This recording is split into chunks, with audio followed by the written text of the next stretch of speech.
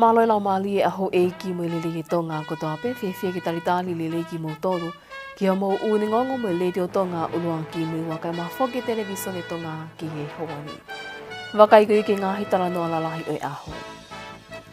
Whakahalaki e ki minister po tu ngawi ki ngahi ngawi lalahi pule anga ngahi tala noa ok se sala holo. Ko e paanga ku ngawi aki ki tanu halaka pule anga ko e paanga no. Whakailonga hi aho ni ka mata anga i mahina lang pinki pe ping toba. Whakataha mo e tahani ma tau malo hono tonga i kina koia o e society kansa ho honi tongani.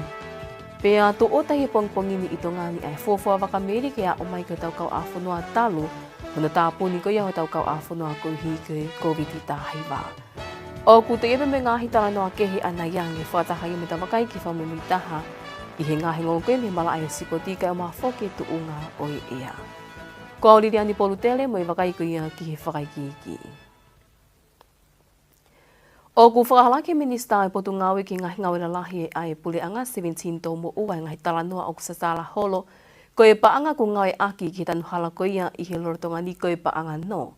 Nani whamahino ko e paanga ko ni o ku ngawi aki ki tanu hala ko e paanga ia me panke a mamani mo e paanga tau koni me ngahi whanua muli.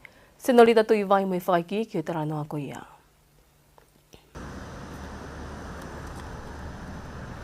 I he whaike eke a ngonga le te o tonga me minister e puto ngau ki ngahi ngawi lalahi 17 tau mo ua. Nani mea o pehe, o ku lahi a hono awe hala i kawe ngani pe o ku ni tak hala i e kakai toho lahi i e whanua. Nei mea tau mo ua whamala ala i tu unga ku e paanga ku ngawe ake ki tanu hala i lolo tongani. Koe tau ni whaku ki lahi apu tai patsete a koe ngā wen. Aia koe paanga koe ni whai ake ngā wen. I ngai whetu ke, tau koe ngā lahi koe i e tanu hala. Koe puranga panga bea pure a ngā, panga i ka kai whamua o mai he patsete. Sai, koe panga ni koe, ai ku ka tokanga koe ki ai, tokanga makehe koe ki ai. E koe i ko tau ki iwi ni whanua. Tau tone u whapoto i e paanga koe ni. Sai, koe panga ia koe ni koe koe no. Koe panga pene a me koe nau lawe koe ki ane nai. O te kia ki hapa kia panga no ia e poto ngā ue e tai mini ki whaake tanu hala koe ni koe he tai mini. Ka whafoke e tamana tu nei ai ai no i ngai kureanga ki mua ke tanu hala. E koe no nukla, pene ngu ngai whanua na hao mea. Pau whānu whenga ke tā whafoke e ngai no koe ni whikawa pe mo tanu hala. Ai koe tuunga e koe kui ai e tanu hala koe tai mini. Koe pe tau ki seni, tangu me kona ula ki ai. Koe seni ki lahi au pit. Pau tui au pita mo tuani au toni whakarerei. O te taimi. E koe koe taimi koe ni koe tau tolo i atu ai mono koe ni koe ko lawe ki ai. Koe lahi ange ia ai mau. Pea koe tau siwa da tolu koe ki he kahau au e ke mamafa. Nei te pehe tau mo ua na i ai tanu hala i pure anga nei toki osi, pea koe tanu hala ko e ni na i ai ngahi kautaha e tolu na na walea mo i pure anga o i aho ko ia. Ke nau whakahoko e tanu hala, pea nani whakamahino mai o i kai ke ta ofi he pure anga ko e ni ai tanu hala ko e ni, pe ala ke ngahi alea pau i ngahi ngawe ko e ni, ke hui o kwhai ngataa ke whai haala ke ai o wei, pe whai hangawe ki ai. Ko tu unga ia e tanu hala i lolo tongani o paanga e wanoa ki hono walitai a square mita e taha. O ku ia e toka ngalahi potu ngawe ki ngai hala i tongani o kamata ke mau. Pepe o ku fie mau ia ke whai ahano whalele i kei taimi, he kapau te tauta e tokanga ke i he tainimi e te lahiangi whakamole pule anga ki hono whalele i ngahi mau i he kaha o, pe e ko hono whakafoki o ngahi fo o ai hala. Nā ne mea whafofua ko kilomita e whaangiau e ngai halapule anga i tongani o whie mao ke whai hon whalele i kei taimi, pia koe tau mua e polokalamatan hala i pule anga i ahoni ke tanu e ngai hala o whatatau ke whie mao ai kakai. I he mea tau mo ua o kulahe ngai hala i loto nuka alofa ko kamata ke mau ai ngahi walita, ai au kau ke hala salote o lele mei he hala tupoulahi o tau ki he hala pai pāsi, kawai mo hala mai pātanga tā, koe hala i popua, hala siuri tapu i kolomotu amu ngai hala lahi pe o whie mau ia ke whai ahano whalele i kei taimi. O whai sio e potu ngau ke ngahi ngawi la lahi ki he ngawi lahi koe nei whai e sia pani he tau tahiwe hi wano, i hono ngau hi oi hala mo wali tai. Ai aku tau ngawi aki mai e hala ko ia mei koe tau eni e wano me e whalele i whakamui taha ko ia. Mai o ngonga le te o me televisione tonga, ko Osnorita tu i vai. Na e whailonga i pongponge aho ni kamataanga o mahina lan pingi pe iloa ko e pingtoba ai akutoka ngai kinai e kakai o kuna mo ua i he kansa huhu hangi ke whatapu. Ko e kawenga i tau ni ko e malohinga anga aho no iloi, ko e ki li pine kotoa teni whaha e ni. Na e me he polo kalamani e tahine Princess Pule sa lo te mawhile o pilo levo tuita, ko e whaafi whalanglangia e polo kalamani, ka koe patalonia e society kan sa huhu ato ngā. I whamatala tale kita mo ito ki tāsia lea kau ola, whatatau ke lipo te kau taha mo uia mamani he ta wanoa wanoa. Nia au ke kakai e ua te smane tolu miliona wha mamanilahi, nā nau ma o fo oe mahaki kan sa huhu hangi koe whatapu, pia i he tau tatau pe ko iai he tuu wha mamanilahi, nea au ke hano kiru walumano ni mawhetupu na anau mate tupu me mahakini. Nā te pehenga tā eni e palopalema ko kei whekuki me ngahi potu ngāwe mo uia mamani, pea whakawhiawhia e malawa ke nau wakai ke ngāwe ko ia society kan sahua tonga, i hono tonga i ki nau e mahakini. Nā te pehenga whakaamu ke lava atu e kakai e whunua tau te whito e ni ke kakai te whine, o sivi ke i taimi lewa ke whapapau i pia kunau mao e mahakini pe i kai, ka au ke kai tuka lahin i kunau lava to sivi tupu pe eni me whakakau o pehe, nā oku tō mui ke whai ha whai tō. Kan e whakaroto lahi e toke tā a kau ola ke kakai e whunua, ke nau sivi ke i taimi ki tō mua ilo ki mua ke whai hana whai tō, te lia na a tō mui. I kei ngā taina ani tā pō ke kakai e whunua, oku kei mahu inga nge pea hano mao e mea kai tō whunua, ke hui ke ngahi me tō koni uta mai ko ia mi tō pule ngā ku lahi e ngā komo e suka, pea kuni whakatupunga e ia ai palopale malahi ki o tau whunuani. Lorotonga ni he mea Palestinian Society e ki Frederica Whatawhehio la paha tuita, o ku whailonga i pe i e ahoni e tau eni e hongofuru maa nima, a hano kamata i o Society kan sahu i tongani ke whai a hano tōkonga i kina ko ia o mahakini i tongani. Nā ne mea au whakawhiawhia, ai whaiwhaiange kua whakaataho tau kau a whunua, i e mahina nei whaingata ai ngai whenga whakawhaitoo ni nau whai ki ni ihi, ni nau mao e mahakini lorotonga ko ia hano tātāpuni e kau a whunua. Ne ngoe ni kana ane mea ku kei tū mau pe society kan sa hoa to ngā i he nau taumu a tu ki mua. Ko hono whakalahi nau ngahi polo kalama whakailo atu ke whunua ai mahakini.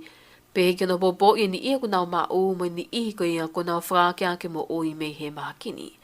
Kai ke kua siei pe ngahi polo kalama ko o whotu utu he society ke whai i he ngahi aho takitaha. Ke whai ake hana whamanatua mo no whakailo atu ke whunua ai mahu inga o e mahinani. Mo e mahu inga koe ke toko nia ki nau toru ku nau mau ai mahaki kan sa huhu hange koe whatapu.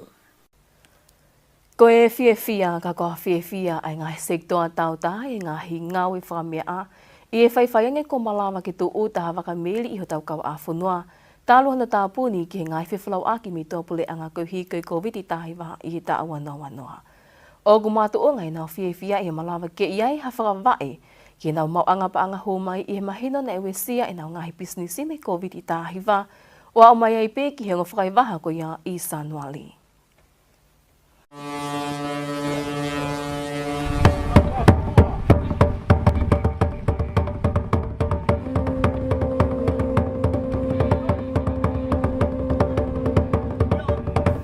I he pongpongi aho nini ma o whainga maalia i e ngongo ai le dio mo televisione tonga, o whaike eke ni iho e kau ngawe whamea a hi wafuna.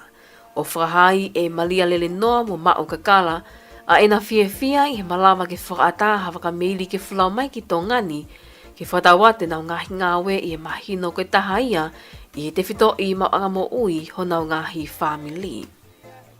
Ko tui mahalo ku ilo i he taha tonga ko toa pe, ai whi amo kaki pia mo i fusu mo omo na e hoko he taimi na e tō mai ai ngahi matangi mālohi koe ni tsunami mo e ngahi mo ngāwhi, pe whoki ki he COVID.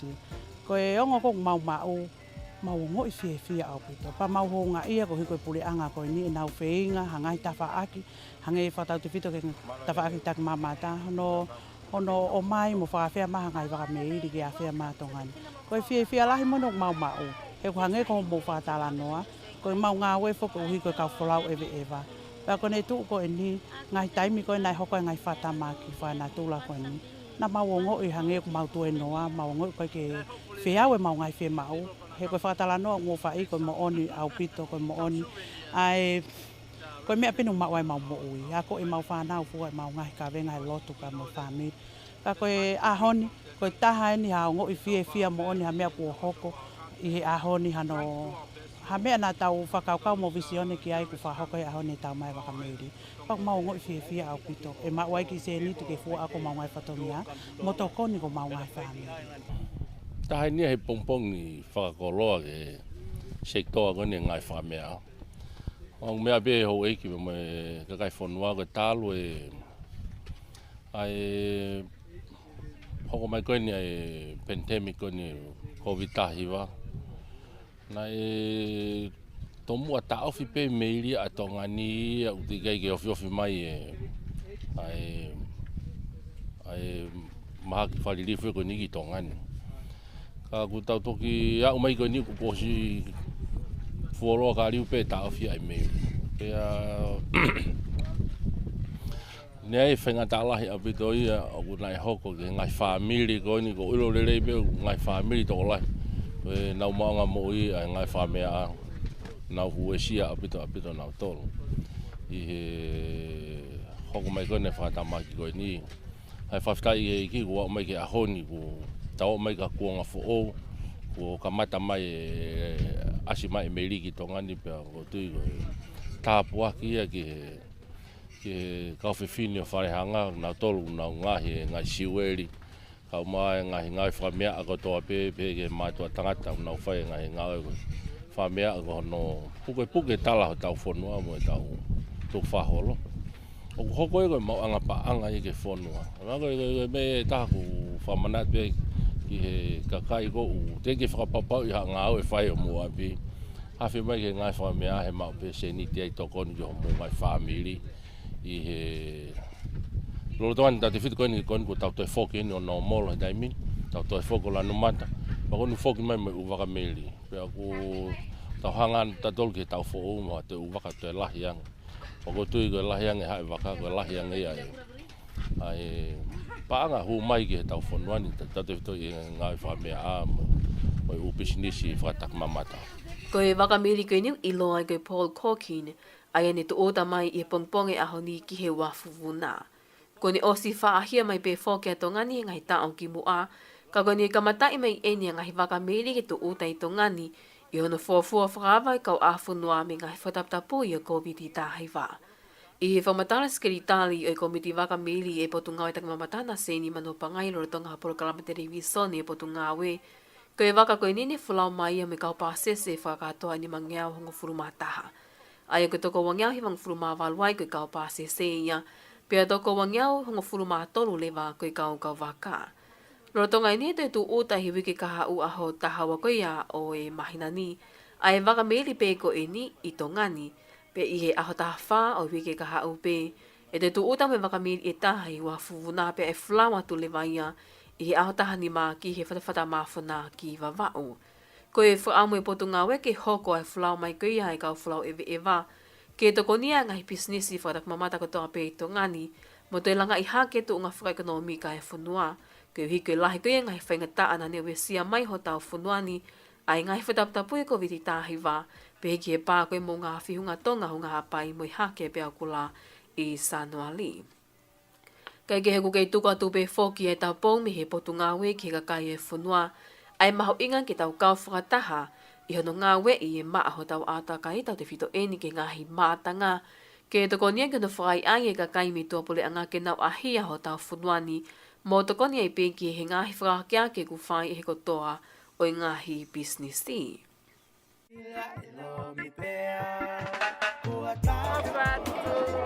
Ofatu.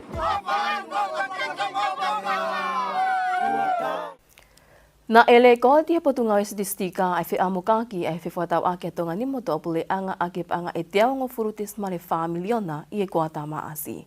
Ko e fe amukaki ko ni matu nga ia mi holo hifai koloa hu mai mi to pule anga fe ngame pa anga e teo ta nima tes mare hiva miliona. Senolita tu vai mo fakai ki. Ia o ngonga tuku atu me he potu ngā statistika ku haai ko hana whawhihoa naki ai whi amukaki e kuata ti se maua noa taha, nei holoa ke peseti e tahawa tes male tolu ai ane paanga e te aua ni ma tes male hiva miliona. Ko e koloa nei lahi ahono hu mai ko e koloa lolo, ai nei paanga e wanoa te smalevalo miliona ko e pesetia e tahavalu. Hoko hake e koloa mea toko ni o steu teu i, ai au kau ke kawa malohi me tapaka, ai nei whiunga ia me paanga e tahavalu te smaletolu miliona. Hoko hake e koloa monu manu mo ui me ngahi koloa ngauhi me mea mo ui, kau ke ai ikana e whiunga ia me paanga e tahafitu te smalevalo miliona. Nei hoko hake kia e koloa misini me ngahi naunau whaka uhila, ai nei paanga ia e tahatolu te smaletolu miliona. Ko e koloa nei lahi taha ahono hua tu mitongani ki toa puleanga ko e koloa Vestapolo. Ai ne whiunga me paanga e wha te smale taha miliona ko e pesetia e fitu hiva te smale o no. Nei hoko hake rewa kia e monu manu mo ui me ngahi koloa ngau hi mehe ma mo ui hange ko ika. Ai ne paanga ia e noa te smale fitu miliona. Na e hoko hake kia ai e ngahi koloa papa ai ne paanga ia e noa te smale ua miliona. Whatatau ke le ko te potunga statistika. Ko e koloa nei lahi taha ono hua atu i he kuata maasi wa noa woa, ko e ngoe foha mo e peseti e wahiva te smale tolu. Hoko kia e kawatonga mo e peseti e wawha te smale tolu, pia toki hoko lewa kia e i ka mo e peseti e tahawa te smale ua. I he pehe ko ngai whanua nei whakahoko kia whiwhatau aki, ko e koloa lahi taha nei humai minu usila mo e paanga tau noa te smale 5 miliona. Hoko at kia si aina mo e paanga e tahavalu te smale 1 miliona, Singapore mo paanga taha fitu te smale 7 miliona. Hoko kia Amerika mo paanga taha tau te smale 5 miliona, pia toki hoko a Fisi mo paanga e hiva te smale hiva miliona. I he koloa hu atu mei tongani ki toa puleanga, nei lahi taha pia e koloa ki no ustila mo paanga e ua te smale 1 miliona. Amerika mo paanga e taha te smale 8 miliona, hoko kia Australia mo paanga e noa te smale 3 miliona, pia toki Taiwani mo paanga e noa te smale 1 miliona. Kai ki he koe ngahi le ko tiko e nine tāna kia mi he lipo ti e ngahi koloa hu mai mo hu atu ko toa pe, ai ne tāna ki he wa kastomu o whatatau ki he lao o i kastomu. Mai o ngonga le tio me televisione tonga, ko Ausnolita tu i vai.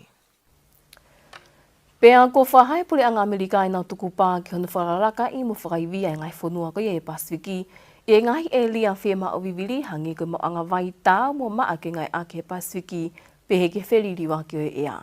Ko nā wahe ia e paanga Amerika e warungia hongo furu miliona eni ke ngā weni aia koe no ngā miliona ai e ngāi akia ki he palani ngā we tau e hongo furu ki honu whararaka i mo whakaiwia o i mo anga vai maa mo tau ma e ngai whanua ko ia i he Pasifiki ka ko vai whanua tū pola mo i whakaikiki. Ko e tō pāko eni e pule anga Amerika ki hono whalakalaka mo whakaiwia e ngai whanua e Pasifiki. Ko nā wahe ia he paanga Amerika e walungia hongo fulu ki he ngā weni aia koe ono ngāu miliona ai, e ngāu e akia ki hapalani ngāu e tau e hongo fulu, ki ono whalakalaka mo whakaivia e mau anga vai maa mo tau ma e ngahi whanua o e Pasifiki. Ko e toenga lewa e sino i paanga koe ni ngāu e akia ki ngahi elia ke he kehepe, o kau kia e sektoa e whiliuri waki o e ea, ko e tautai mo ngahi sektoa kehepe. Lolotonga nine mea ai Palestini o Amerika, Joe Biden, o whakawai whakaosinga o e wike o laki whatahaanga a Amerika mo i ngai whanua e Pasifiki, ai a lolotonga i whatahane kautaki e tahaua me i he ngai whanua e Pasifiki o kawatuki ai a hua kawa mei liko ko e paremia ia o tongani. Ko e konga pe whok ene ngā onu mai a Amerika ki to e wāo whiange mo i ngai whanua o e Pasifiki. Maari e whoke whatahaangani ke uhi ko e poupou kakata e Pasifiki ki ngahe langa ngā ue mi Amerika, ka ne whamahina he paremia o tumotu Solomone, Manesh, Sokavari, i ha whatahaanga lahi hono tahaua e pure ang whatahataha ngahe wike ko Mariwatu, au kone whatokanga ki he ongo whonuani a Amerika mo siaina ke ewa tena whewhusiaki mawhai pe ko hai e wāo whiange mo i ngahi whanua o i Pasifiki. Kai ke hok te tewa taipea Amerika ki hono poupou i na whafonga whaou ki he kautaha e kautaki e Pasifiki ko Frankie Reed, ke hui ko e amanaki toi whakaawahe o tumotu Solomone, hona o ofisi whakaampastoa pe he ki hono whotu whaou i tongani mo Kerry Pass.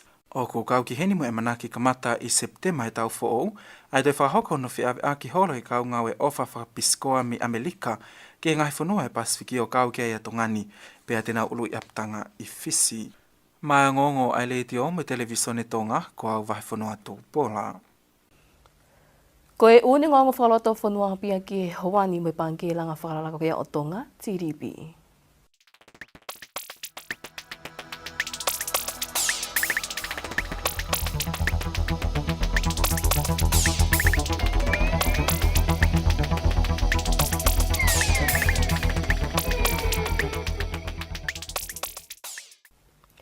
Ko e whamuiwita me malai spoti hoko mai o ka hiri eni whahoka tuia e vai whanua tūpola.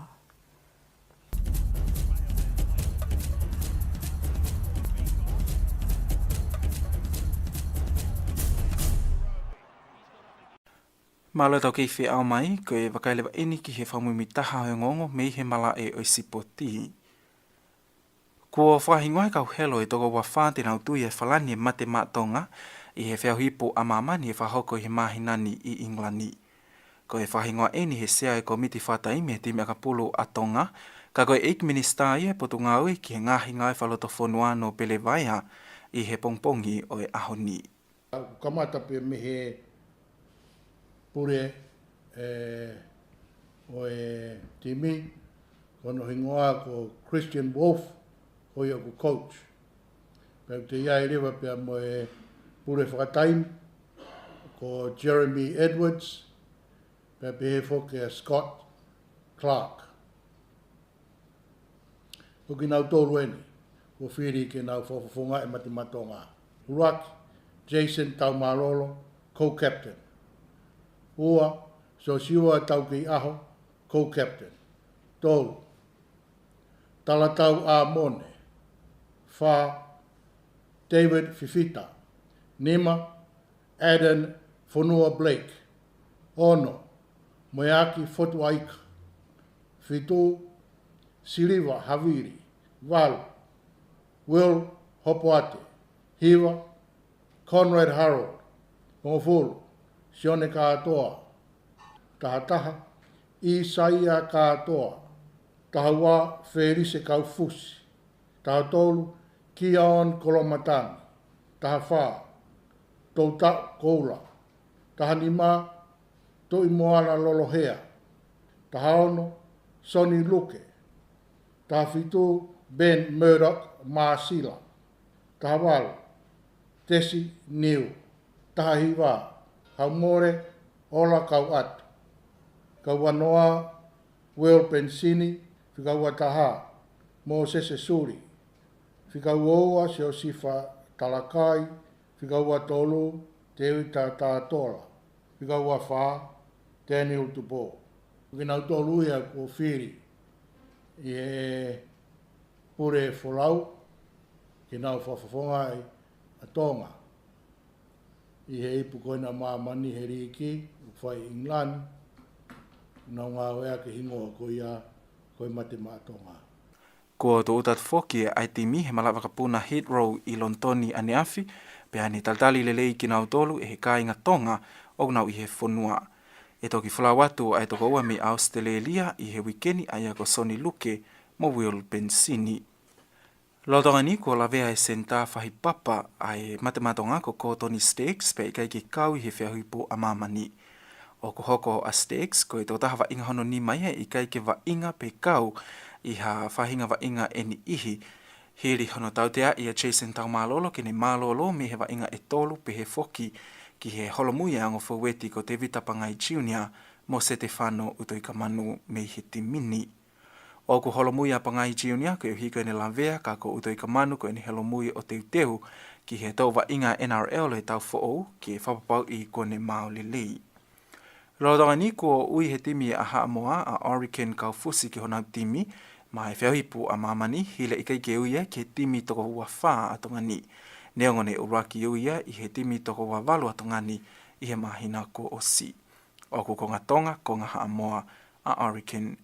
Kai kehe ne kaufoki i he timi a Haamoa i hono uhewe ko o si e haamai e ngahi ingoa iloa i he malai akapulu hange ko Jerome Luai, Joseph Sua Alii, Brian To'o, George Papali'i, Peamo Tupai Fitou, Moeni Ihi Kehepe. I he akapulu unioni, ne a ahia te angum tāpule ako tutuku mei he kolisi apfo'o ka koiongo olo peleke lolotonga ko ofa tunga fasi mo Shannon Frisell ki he apiako he wike ko hosi. Nei whake hongum tāpule ne whalani olo peleki e ua, whataha moena nau sipoti akapulu. Nāna toi whahoko moha whale i mo lea whalato lahi ki he whanau, aia nāna whahaiu klotonga iaie kau wa inga e toko tolu i he timea olo peleki, ne na wako i apfo'o. Ko kau olopeleki e toko tolu ko iniu ko kau keia ofa tu unga fasi Shannon Frisell mo folau whakatawa. Ika ingata pea ina ai toi ahi e toko wani ki he kemi talio ai I fua motu ke fuaki ai nanau sipoti ki he timi akapulu kakai fifine kautawa he nea fio. Ko e tangata eiki foki a ofa tunga fasi a mofui ke tunga fasi na ni hoko ko e ofisa pule malo lo ia o e ensinia misini mo ngawe wha uhila ai kautau a ine a fio. I he ene pehe na ahia ia ofa ki ngai feitu una ni tupu hake ai I he tau e hongofulu I tongani ki moa pia ni toki hiki ona fufunua inu usila. Ne tatale lei ato unga fasi friseol mo ni ihi kehepe e he kau ofisa maalunga o e ofisi o e kemi italiai pe he foki ki he timi fefine ai kau tawa ene a fio. E whalaua e timi koe ni ki he whiahui whawahapule anga mai kau tau malu I whanua a mamaniuk I loa koe International Defence Rugby Championship e whahoko ia inu usila I he mahinani. Kai kehe oku ikai ko to unga fasi pe mo friseol ai kau wa inga akapulu ko whalau mai ki tonga ni, ka nai whalau mai mo huka ai olopeleki ko Samsoni tau ki aho, pe he foki ki a Daniela Tupou me I he Wallabies I he wike ko o si. Pe a koe wha o si me I he taekwondo, o ku wala lelei e kawa to e timi taekwondo a tonga ni ki he whiauhi ai Oceania rotonga whahoko I Tahiti. Na I kuna foki he kau atelita e tokotolu me tongani e ngahi metali polonise, ai ne maawai Pauline Lolo hea ai metali polonise he kalasi kilokalami ono fita kakai fefine, Angel Sitapa ai polonise I he kalasi kilokalami ni mafita kakai fefine ai pe, kai maue uhila langi ai polonise kilokalami e ono valu ma ai kakai tangata. Ko whahai kau taha taekwondo tonga ni na ofifia I he lava me ai kau atelita e tokotolu koe ni, ai au nolodonga whamalohe sino I Tahiti me kau atelita e ni ihi me timi aha amoa monu sila, ai ni unau kau atu ki he whiauhini. Kai ke he hoko atu hono mui I e hongongu sipoti ai whalini, le tia o me televisione tonga e kau atu atonga ki he whiauhi taekwondo ko eni o tonga whahoko I Tahiti, ka ko he whiauhia ai Oceania. Ko e sipoti peia ki he whiawhini o atfokia matu unga he ngalilei ai Pacific Timber and Hardware. Mai ngongo sipoti ai le tia o me televisione tonga ko au waifunua tau pola. Ko e whamatala e ai tuku mai mihi wa wakai matangia tonga I wha mo tumu e potu ngawi mirek. Maloi tau te mau ki e whiawhini, ko e whamatala ea. Tunga o ea ko ha matangi o kuwangi me he hahake mo e toke lau hahake, o kune ka puye o tonga. Whamatala ea ki a pongpongi, ki he onga niwa, lahi ke alomari epe, tu ke he ange ha au fia whakataim, pia malawa ki iai moha uhatu mo toko holo. Angi iki ke mamalo he matangi me he hahake, pe angi malo he angi hanga ai taimi. Ki wawau hapai tonga tapu mo ewa, au fia I hanga ai taimi moha uhatu mo toko holo. Angi iki ke mamalo he matangi me he hahake mo toki lau hahake, pe angi malo he angi hanga ai taimi.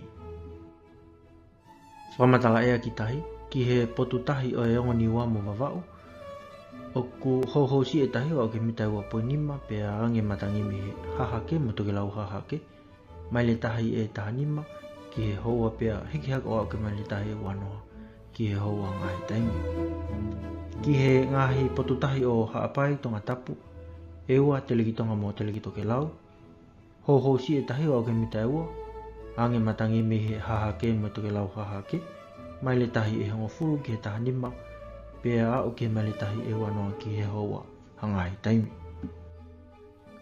Tau marie I he toi wanima ki he hua a henghengi pea maha toka I he osnima me walu pongpongi a pongpongi. Hopola ai os wanoa me he ono a pongpongi, pea toi mahina tua poe poani I he toi hongo fulu ki he hua. Whamatala ea ki he aho e ono ki nualofa. Angi iki mo whiangi ake matangi ki he pule lulu mo e tō pule lulu. Pea tō ki angi mā malohi mo hako me he whalaite ki he mo nite. Lahi ke au whia pe moha uha tau te whito ki he tō pule lulu tōna ki mo e sā pate. Mā whanatahaka ua nima ki he ua walu. Mo moko tahaka ua tolu ki he ua taha. Pea koe hau ea me pese te walu nima ki he hiwa nima. Ko e whamatala e apia, ki mua pe tau mawai, te toi wakainge pe hen ki ngahi tala noa lalahi o i aho. Whakahala ki minista ai potu ngawi ki ngahi ngawi lalahi pule a ngai tala noa o sala holo, ko e paanga ko ngai aki ki he tanu hala ko ia I hiloro tonga ni koe paanga no.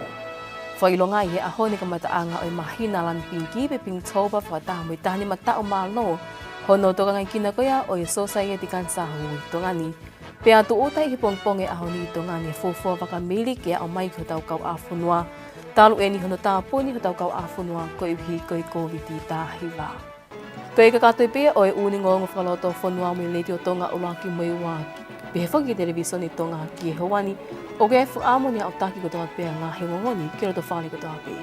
Whamalo tu hiki tau kei whi au mai ka mō me au.